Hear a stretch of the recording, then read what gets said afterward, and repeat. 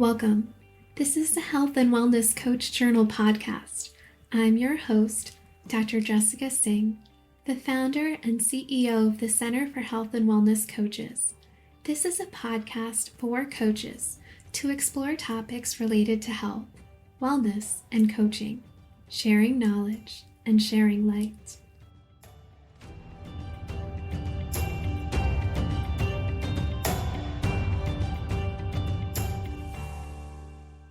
Dr. William Davis is a cardiologist and author of the groundbreaking #1 New York Times bestselling book, Wheat Belly, 3 other New York Times bestsellers, Wheat Belly Cookbook, Wheat Belly 30 Minutes or Less Cookbook, and Wheat Belly Total Health, and several other books, including Wheat Belly, 10-Day Grain Detox Undoctored. His most recent book is Super Gut, a 4-week plan to reprogram your microbiome, restore health, and lose weight, that maps out the damage that has occurred with the modern human microbiome and the specific actionable steps that can be taken to restore it to its maximum advantage. Welcome, Dr. Davis. Glad to be here. I'm excited to have this opportunity to speak with you today and to discuss your book, Wheat Belly. I'd love to begin by asking you what key factors shaped your own healing and experience as a cardiologist to even lead you to research and uncover all this information. To be honest, a series of blunders and bad things. So I wish I could tell you it was one day a light bulb went off and I saw, oh, no, not that way at all. I was practicing interventional cardiology, as you know, like you saw heart attacks and sudden cardiac death and all those kinds of things, unstable angina, all the things that lead to heart procedures. I knew there was something kind of missing on that, but it took the death of my mom.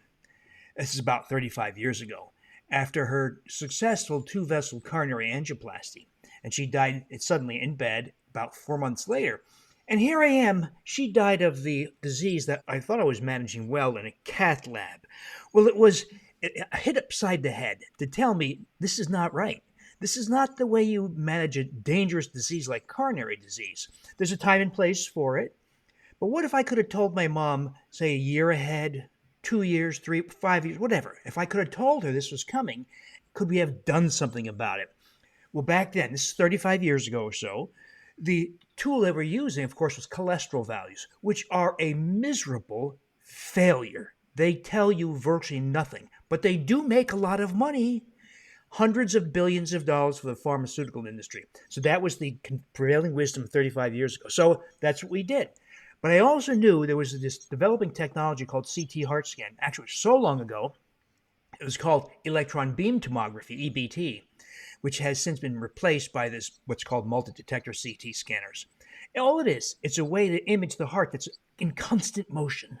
There's heart motion, there's lung motion, there's human motion. They're very hard to image. Imagine doing that in an infant. And so there was the emergence of this new rapid technology to make cross-sectional images very rapidly.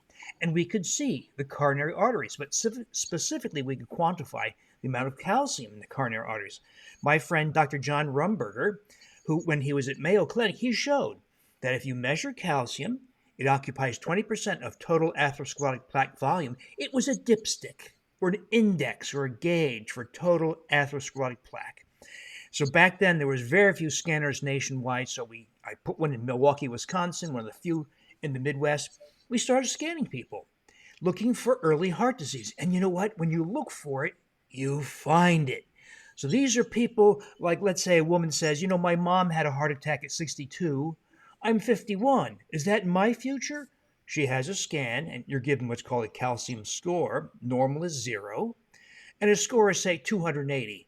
Well, she's about 6-7 years away from dying, having a heart attack, sudden cardiac death, all that nasty stuff. So what do you do about it? Well, we help publish these data. If you do nothing, that score, plaque will grow 25% per year, and you leap forward towards all those bad things. What if you go on, the best at the time, and even today, the best they have in conventional healthcare? Baby aspirin, high-dose cholesterol statin drug, low saturated fat, low cholesterol diet, exercise program, and other drugs. How fast does that plaque grow? 25% per year. Even today, my colleagues call that ineffective failure. They call it optimal medical therapy. Well, what do I do? I'm at street level talking to people, and they're all freaking out because their scores are going up. Of course, my colleague, you know this. My colleagues are very famous for doing inappropriate procedures. So there was a lot of unnecessary heart catheterizations, angioplasty, balloons, stent implantation, bypass surgery, even though we know with good evidence that doing those kinds of procedures in people like you and me, going to work, riding our bikes, going to school, there's no benefit. Yet it's done every day. And so I set myself to find out how we could do a better job than this silly optimal medical therapy thing. Well, it took some years, took some zigzagging. One of the lessons is you've got to reject cholesterol testing. Cholesterol testing is this outdated, useless predictor. There are better predictors. For instance, there are more precise lipoprotein analyses, fat carrying protein. They're very easy. I've been doing it for over 30 years. And you learn very quickly the driving factor, and now 55 clinical trials validate this. It's not my opinion, it's borne out in clinical trials. The main driver is small LDL particles, not LDL cholesterol, that's meant to be an indirect gauge, but the actual LDL particles. And this is amplified by factors such as inflammation, insulin resistance, vitamin D deficiency, lack of omega 3 fatty acids, very common things. So we developed a program to do that. Lo and behold, we're seeing people's coronary calcium scores drop. Not stop progression, but stop or reduce. So a score of 700, which is a dangerous score, you do these basic things. Get rid of small LDL, vitamin D, omega 3 fatty acids, a few other things. And the next year, the score is 425. You don't have to get to zero to have very low or no risk, but when you reduce plaque, calcium score, you know you've achieved quiescent plaque that's not going to rupture and cause heart attack or sudden cardiac death. So it took some years to do that. I helped publish those data. And it does not require a drug to do this. And that's why this remains kind of obscure and unknown. Because as you know, if there's no pot of gold, there's not a lot of attention paid to something. I remember when you were describing the small LDL particles in the book, I think you actually wrote something along the lines of 98% of doctors don't know this. And I remember reading that being like, yeah, I did not know this, but I know the cholesterol screening that we're supposed to know. And so part of it, just one of the strongest things about reading your book that really got to me was how much of the truth or how much scientific knowledge you're able to share, unveil, and substantiate with so much research, and that it's still not really taught or discussed in medical education. It is sad because when you look for lipoproteins, not cholesterol, but the actual particles in the bloodstream that cause atherosclerotic plaque, you'll see right away people with coronary disease, whether it's a high calcium score or somebody who survived a heart attack or got 3 stents or had bypass surgery, regardless, they all have something like this: 1,800 or 2,000 small LDL, nanomoles per liter, particle count per volume. And so the science was actually quite clear even 30 years ago. People like Dr. Ron Krauss at UC Berkeley and Hopkins and some other groups had already shown back then that the only causes of the small LDL cause for heart disease were wheat, grains, and sugars, not fat, wheat, grains, and sugars. So, we have people panicking because their scores are going up, they're facing maybe procedures or other horrible event. So I said, let's get rid of the wheat, grains, and sugars. I gave them a 2-page handout to do it and added some nutrients that amplify. So one of the accompaniments of small LDL particles is insulin resistance, which is ubiquitous everywhere, and inflammation. So we added vitamin D and omega-3 fatty acids and iodine because people don't recognize that they're often iodine deficient, and that has cardiovascular implications, and magnesium because we filter our drinking water, and that restoration of magnesium helps ratchet down insulin resistance. Well, people do this, they come back, a few months later, small LDL drops from 1,800 to zero, or some of the low number. It's not like 10% better, it's like gone or nearly gone. But they'd say also, well, my triglycerides dropped from 193 to 44. My blood glucose dropped from 118 fasting. I was pre-diabetic. It's now 88. My blood pressure is now normal, so much so I had to stop my blood pressure medicine. And I didn't know that my waist would shrink by 6 inches. And I saw so many things happen. At first, I said, "Oh, this can't be." You mean I do? We do the opposite of what all dietitians, most doctors, the USDA, the U.S. Department of Health and Human Services, the American Heart Association, the Academy of Nutrition and Dietetics. We do the opposite, and we see magnificent restoration of health. So I kept on asking, "What am I doing wrong?" So I started to dig why would this would happen with the elimination of wheat grains and sugars. And that's when I became clear that one of the biggest changes was that agribusiness and genetics research had dramatically altered this thing called wheat. Not to say that wheat was benign to begin with, but they took something not so harmful and made it extremely harmful by changing its component, changing its genetics, changing its biochemistry, and amplifying the adverse effects on the unsuspecting humans who consumed it at the urging of the federal government and other agencies. That was also really hard to digest, literally, while reading, because it's this grain. And also, I mean, you say it in your book too. I love the part where you went in with a tape measure to the grocery store and mentioned all the wheat products. And, you have so many educated people who are trying to do the right things. And then they see this heart healthy, American Heart Association, all of these things, and these foods are making them sick. And they're making most doctors sick too, ourselves, because we're just not aware of it. Isn't it tragic that the American Heart Association saw fit to provide through their check mark program? They charge a lot of money to General Mills and Nabisco and those kinds of companies, and Post, to affix the American Heart Association stamp of approval on foods like Count Chocula, Berry Kicks, Pop Tarts, Cap'n Crunch, things you and I would regard as garbage, not appropriate for children, not appropriate for anybody, because they're the amylopectin A. One of the reasons why grains are so harmful. People think of gluten. Well, that's one component, but there's many other components in this corrupt thing, and one of them is the carbohydrate unique to wheat and grains, amylopectin A. It's worse than table sugar. So if breakfast cereal is largely amylopectin A plus a lot of added sugars and food colorings and other things, it is a synthetic box of garbage food. And yet that is endorsed by the Heart Association. I guess one of the questions I have is it doesn't matter if you're a healthcare provider, a physician, a nurse, whatever you are, it's finding credible information, which why I'm so grateful whenever I learn material like this. When you read a book and it actually changes your life or changes how you think, yours was one of those for me. Like the handful of books you can say you read in your life and you're like, wow, how do you recommend then that people find credible information? Because as you know, and you mentioned this in this book too, if we go against a system openly, sometimes it's not well received and it can have implications. So, how do we navigate that so we can help ourselves and then help people get better? You're right. People have been brainwashed, or they're too comfortable, or they're addicted. So the gliadin protein, people say gluten, it's actually gliadin within gluten, is not fully digestible by humans. We don't have the enzymes. So we break the gliadin down into 4 or 5 amino acid long peptide fragments that are very unique. They act as opioids in the human brain, but when they bind to the opiate receptors, you don't get a high like Oxycontin or morphine. You get appetite stimulation. So it causes an addictive relationship with food. And that's why people sometimes crumble emotionally when you say, hey, I think your small LDL of 2400 is caused by wheat grains. Oh, I can't do it. I can't do it. I love my pancakes. I love my waffles. I love my bagels. But a lot of it is addictive. And there is, in fact, a soft withdrawal syndrome when you stop this. Nausea, sometimes vomiting, headache, fatigue, depression, lasts about 5 days.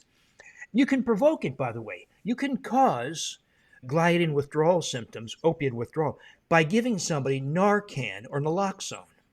You can see them get very sick. People say, oh, it's a side effect. No, it's you're blocking the opioids they were consuming. And you can relieve it by giving them a piece of wheat or some related thing. So what I tell people is, it's too hard persuading people to say, no, I'm not going to do that. That's not what the Heart Association says. My dietitian says I must eat lots of healthy whole grains. So that we're bombarded with that message. So what I tell people is just do it yourself.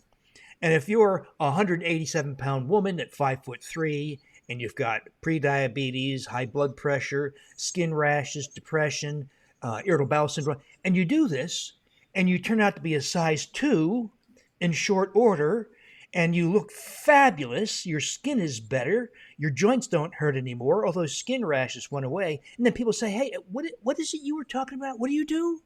That's what I tell people. Set the example of magnificent health and slenders, and that's when they come to you. Hmm. So, really have that empowerment, encourage that autonomy to take your health into your own hands.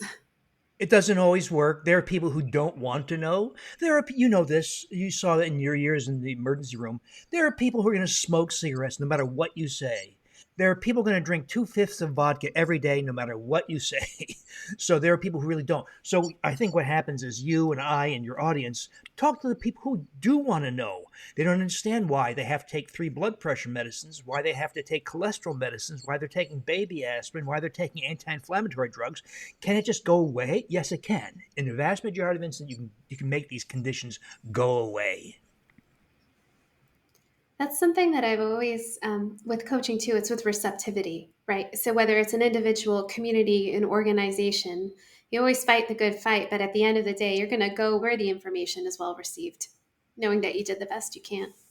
We all have unlimited time, energy, and resources, and so we spend the time on the people who want to hear. Exactly. I also wanted to ask you when you talk about these changes, and especially something like wheat, for so many cultures, whether it's just bread, cereal, you mentioned waffles and pancakes, or, in other cultures, my family were from India, so there's always roti and wheat's used commonly. And so if you take wheat out of the equation, what I've realized, especially with a lot, at least I know for me culturally, you can tell, like, imagine if there's a family living together, you can tell the husband don't do X, Y, and Z, but if you're not educating the cook of the house as to why to change things, nothing will happen. And so sometimes I find that that's been a little bit of a challenge in terms of cultural accessibility to this information, and then even adapting changes to it. So I'm curious as to what you've seen work for people when they're really, when wheat is such a staple of so many cultures. And it's also cheap filler. The food industry has recognized that. You go to a restaurant, the first thing you bring is a big bowl of bread.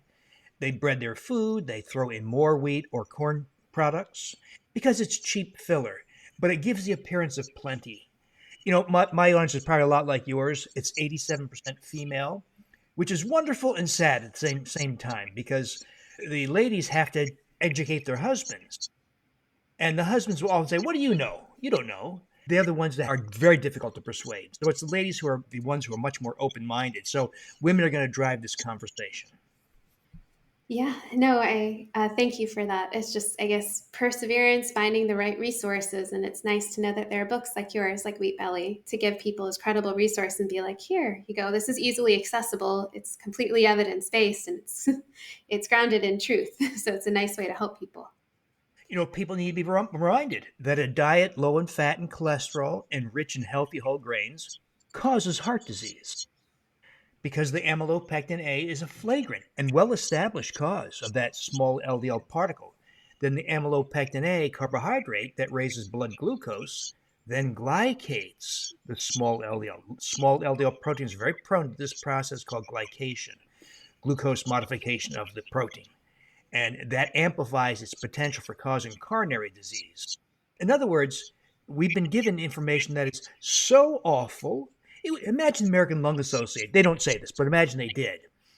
For good lung health, it helps to smoke a pack of Marlboros every day because it encourages deep breathing. That is how bad conventional advice is. And so we have to do the opposite. And the opposite works incredibly well. And yeah, the case studies you give are also extremely inspiring too. Appreciated your sharing. The other thing is with doing the opposite, and you're talking about conventional advice, like the cholesterol panel, for instance. I was reflecting back after I read that in your book, and I don't even think that's on a routine panel. I know when I've gotten my primary care checkups, I don't think I've ever been told my small LDL particles what that number is. Ironically, the one value of real helpfulness on a cholesterol panel is the triglycerides. I point this out to people. There are lab values or other measures that have huge amounts of information packed within them, often not passed on to people. Triglycerides is one. It's the one that's most commonly ignored in a cholesterol panel because a triglyceride value above 60, not 150 like the lab says, above 60 milligrams, if it's, let's say, 180 or 133, it tells you you're insulin resistant, You're overconsuming carbohydrates and causing your liver to convert sugars and carbohydrates to triglycerides. It tells you that you're likely inflamed. It tells you likely have excessive abdominal visceral fat. That's the bad fat. It tells you that you have an excess of small LDL particles. It tells you likely hypertensive. In other words, that one value tells you so much about your physiology. And yet, people often are told this: oh, your triglycerides are fine at 135, or they're a little high, 189. We'll watch it. No, you can do tons to reduce that triglyceride value to the ideal level, less than 60 milligrams, and thereby benefit all those things: insulin resistance, high blood glucose, high blood pressure, inflammation. All those things can be easily remedied, but it won't come from a drug. In fact, statin drugs make it worse. I can't imagine. And the other thing I know, this is just culturally too, a lot of South Asian community will talk about the familial hypercholesterolemia and being like, my triglycerides are just the way they are because I was born that way. But what's amazing about epigenetics and gene expression and diet is we can do so much with the advice that you're giving. Absolutely. So, modern healthcare, as you know, has become this watered down, silly version that provides almost no helpful advice unless it involves a drug. Yeah, we have a very big reliance on pharmaceuticals and insurance and procedures and basically reactive. It's funny, it's like an emphasis on reactive and symptomatic care, but sometimes our interventions make things worse, like you mentioned. Absolutely. And now the world has converted to this awful, awful message of GLP-1 agonist drugs because dietary guidelines, exploitative practices of the food industry have led us down this path of extravagant obesity and overweight and type 2 diabetes and related conditions. So rather than say, what I always hope is the American Heart Association or the U.S. Department of Health and Human Services, they would say, we're sorry, we take it back. We got it wrong. We got it colossally wrong. And we exported obesity and diabetes worldwide with our misinformation, misinterpretation. We take it back. Of course, we'll never hear that because that opens the door to litigation and blame.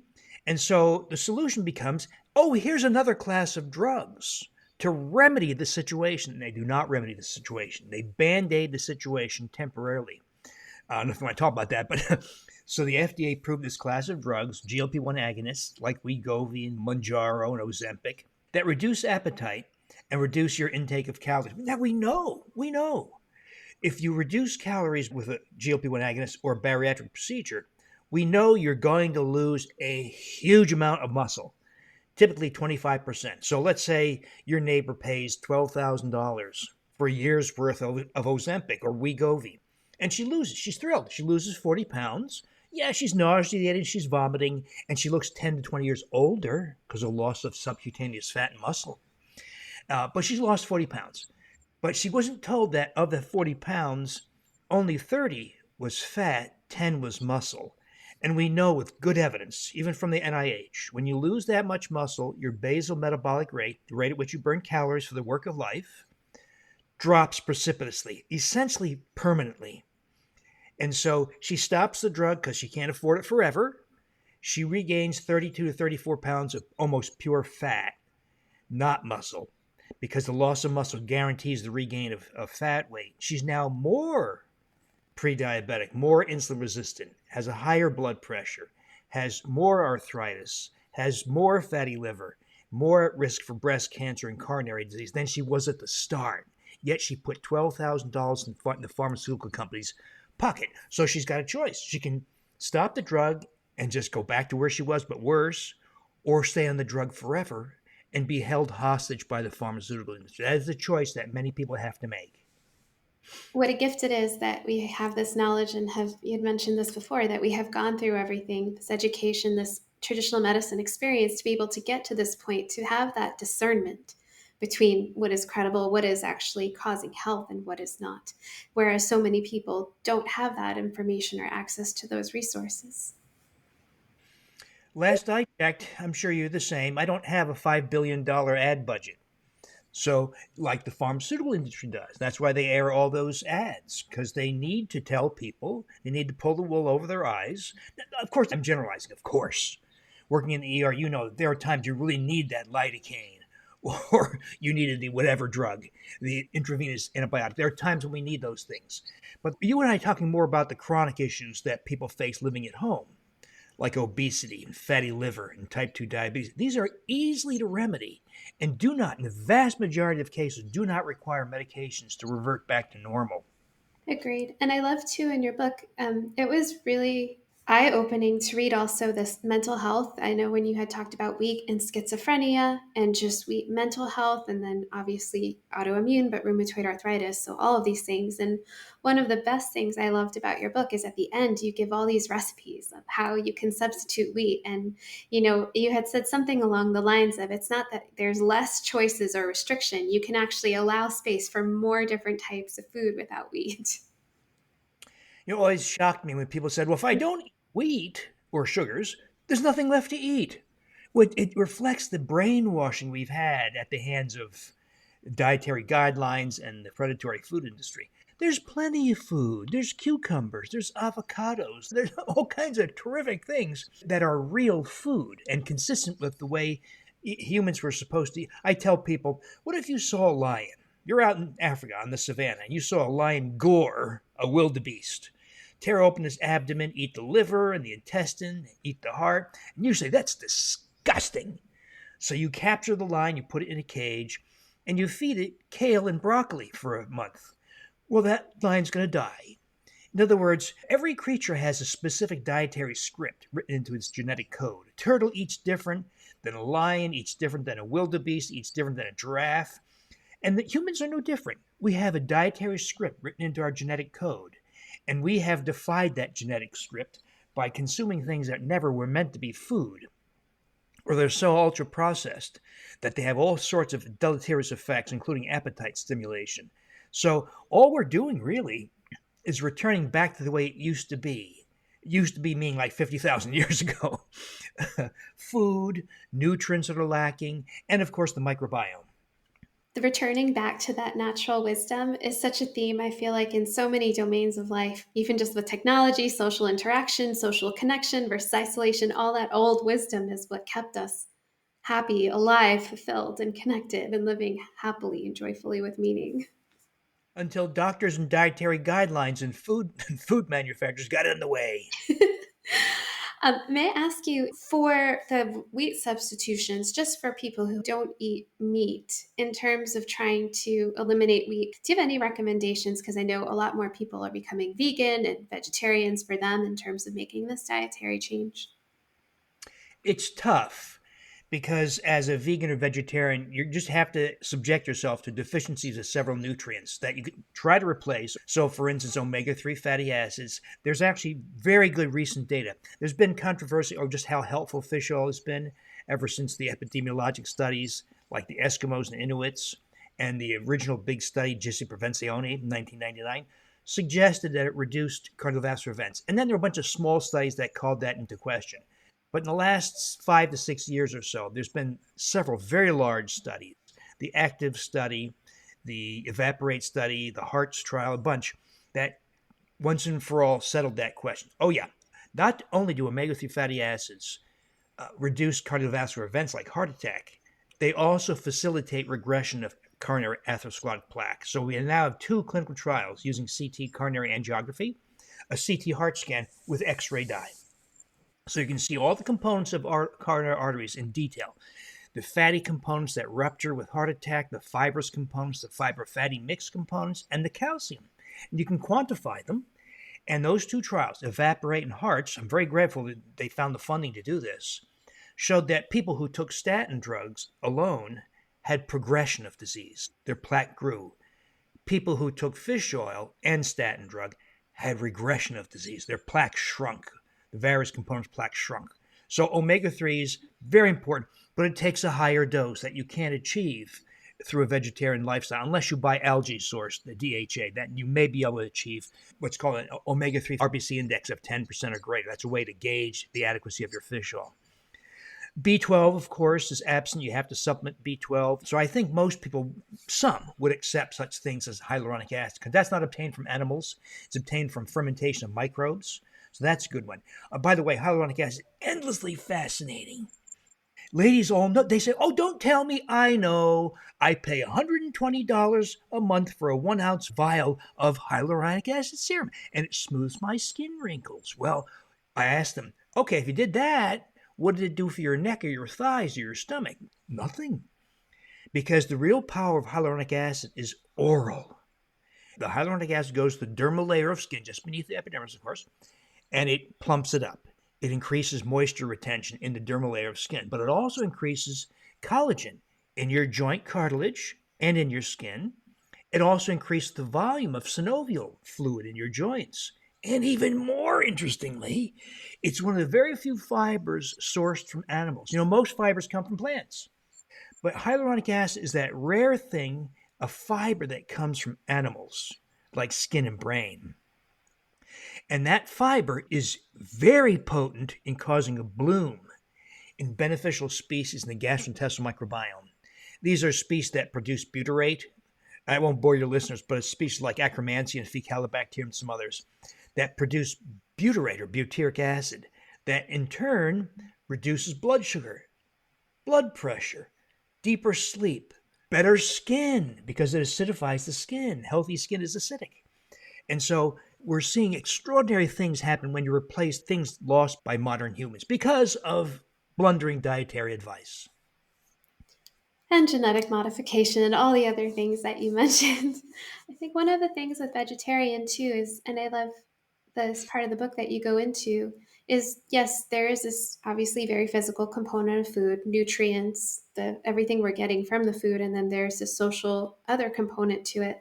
For me personally, I just became a vegetarian 6 years ago after doing a yoga teacher training because of the concept of ahimsa and not being a proponent of violence or having that energy when you eat, if you eat a slaughtered animal, and then you imbibe that energy in for karma and reincarnation and all those things.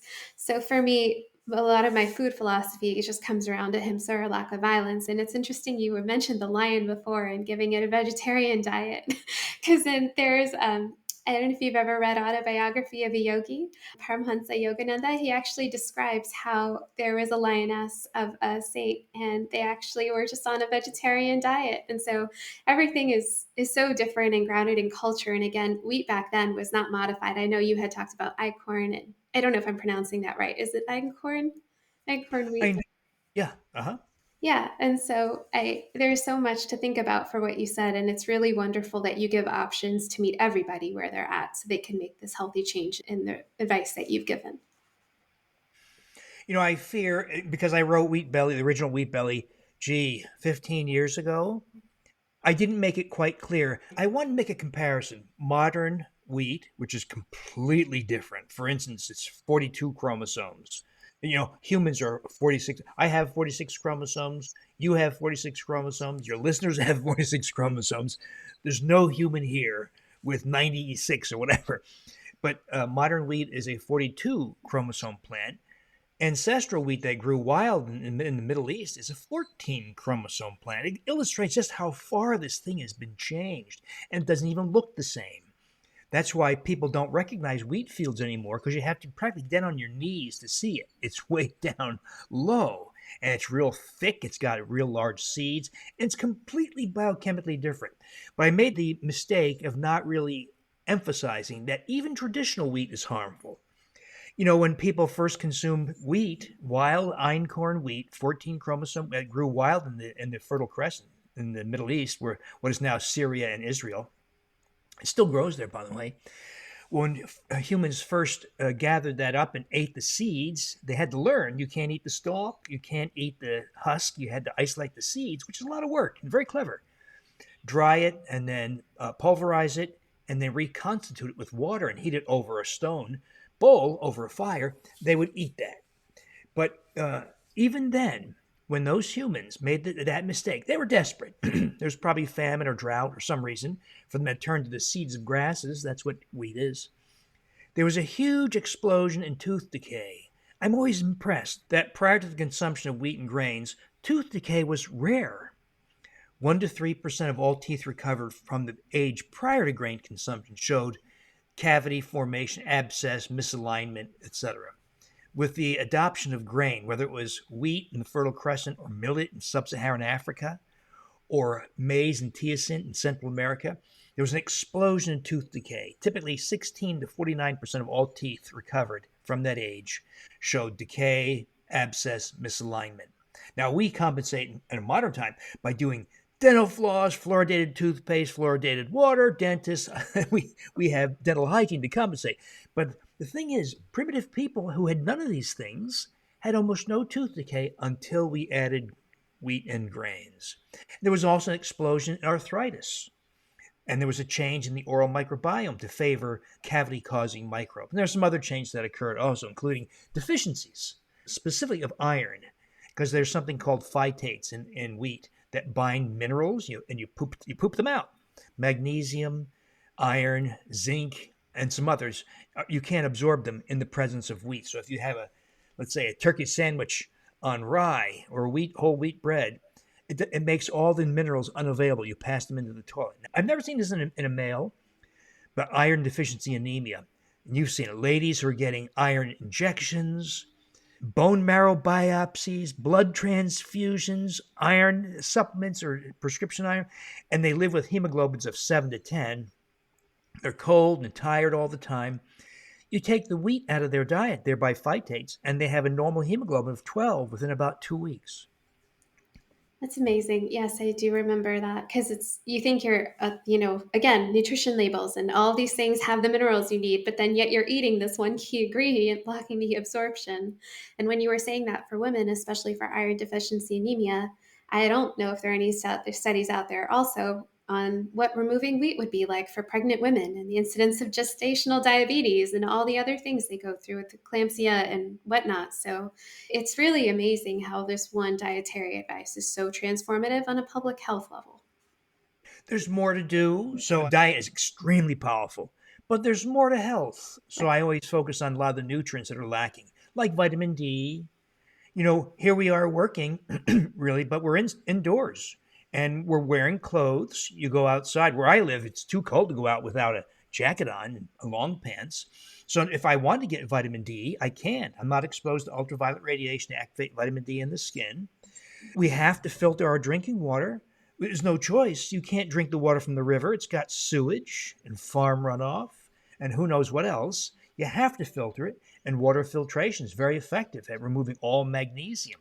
And of course, modern produce, a lot of it hydroponically grown, has very little magnesium compared to what it used to have, as much as 80 to 90% less magnesium. So, another example, there are nutrients we have to replace, not because the diet is deficient, but because modern lifestyles are deficient. So we replace omega-3 fatty acids, vitamin D, iodine. People forgot that iodine deficiency and goiters was an epidemic all throughout human history. If you go to Rome or Paris and you go to the Louvre or one of the big museums and look at the statues and the paintings, you'd be surprised how many have goiters and large thyroid glands due to lack of iodine.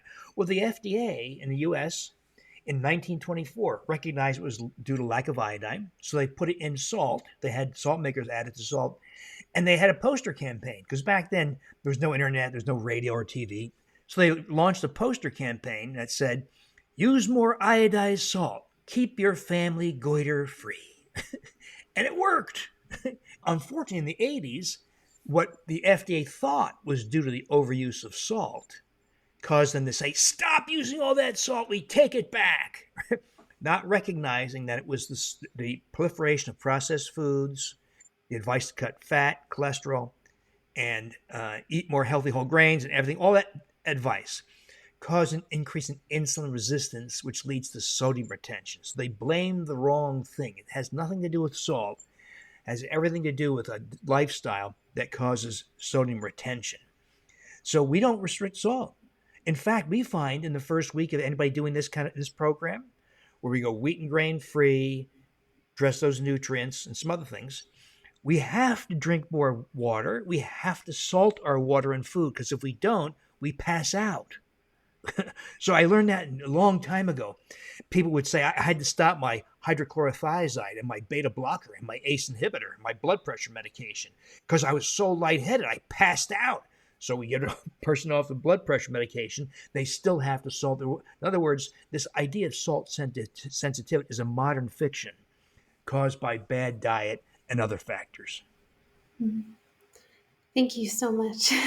Such a wealth of information for the listeners for this, for coaches, for healthcare providers who are listening to our conversation. What is your takeaway message for them? So try to block the conventional message out of your eyes and ears. Don't watch TV or block out the direct consumer drug advertising. Ignore the food advertising.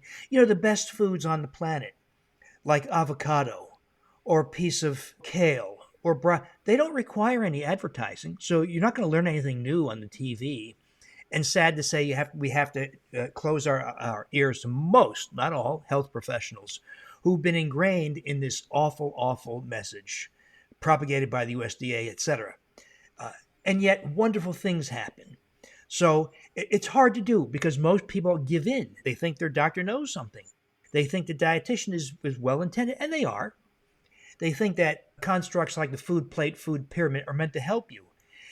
By the way, so much of that, of course, is driven by industry, by the food industry, by the pharmaceutical industry, by the tobacco industry. The food industry and tobacco are pretty much one and the same at many levels. I did not know that. You have big food conglomerates owned by big tobacco.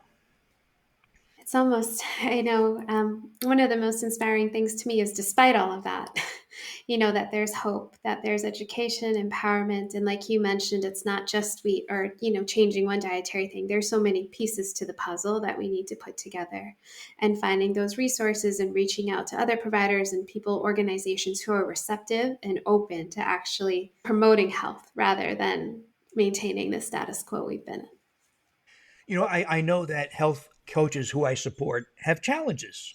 You're not allowed by law to diagnose, and you're not allowed to prescribe. But the magic of this lifestyle is that you don't need to diagnose. In other words, if someone starts out with type 2 diabetes or coronary disease or obesity or rheumatoid arthritis or lupus or Parkinson's disease or rosacea or psoriasis or irritable bowel syndrome or ulcerative colitis or Crohn's disease or early onset dementia, it doesn't matter because the program works, this approach works for all that. So we don't have to say, treat the blood sugar with this drug, treat the blood pressure with that drug, treat the dementia with that. We don't have to do any of that stuff. And the tools are expanding so quickly. We have diet, we have nutritional supplements when used intelligently. In this case, supplements to minimize insulin resistance. And then the whole world of the microbiome, which is becoming, I know that's not the topic for today, which is hugely influential, hugely powerful. And it shocks me every day what we can achieve with intelligent management of the microbiome. I think, with every good movie or good TV show, sometimes it ends with a cliffhanger. And so with the microbiome, I know I'm grateful to you because I know there will be another interview with you speak about your book, Super Gut, and to go more deeply into the gut microbiome. So I'm so grateful to you for that. The one key thing that came up too is you were talking about the coaches that you work with, and regardless of what it is that someone may be facing, is the fact that once these changes are made and these people do go back to their doctors and they see the changes, that's how change happens because we're all part of the same team promoting the same health and trying to make this world just a little bit of a better place to be in. You know what your coach is going to love? When they get a type 2 diabetic and make them non-diabetic, and the reaction you get from the primary care doc or diabetologist. It's pretty interesting. Especially because so much of the language is this is irreversible. That's what most people are told, that it's not reversible, when in fact it is. Absolutely. Thank you so much for your time, Dr. Davis, and sharing your wisdom. Yes, my pleasure. Thank you. Thank you for listening. I appreciate you and value your feedback, so please subscribe and write a constructive review. If you'd like to be informed of new episodes and offerings and resources for coaches, sign up for our email list at www.centerforhealthandwellnesscoaches.com. Sending you warmth and light.